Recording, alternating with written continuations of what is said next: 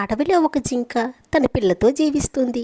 అయితే ఆ జింక పిల్ల చాలా అమాయకురాలు, కానీ చాలా అల్లరిది.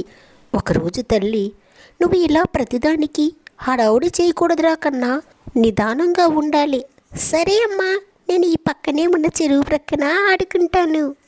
అలా చాలా రోజులుగా ఆడుకుంటున్న జింక పిల్లను ఎలాగైనా వేటాడాలనుకున్నది ఒక నక్క. అవకాశం కోసం ఎదురు చూస్తున్న నక్క దాని మీద పడి దాడి చేసింది. అయినా పరుగు తీయకుండా గట్టిగా అరుస్తూ అక్కడే ఉండిపోయింది జింకపిల్ల. జింకపిల్ల అరుపులు విని తల్లి వెంటనే వెళ్ళి నక్కను బెదరగొట్టింది. నక్క అలా మీద పడుతుంటే పరిగెత్తుకు రావచ్చు కదా కన్నా. నువ్వే కదమ్మా నిదానమే ప్రధానం అన్నావు, వేగంగా రావాలని చెప్పలేదు కదా.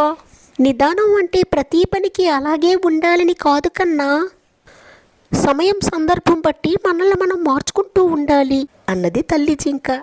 దీని మెసేజ్ ఏంటంటే, నిదానమే ప్రధానం, కానీ ప్రమాద సమయాల్లో అది పనికిరాదు కదా.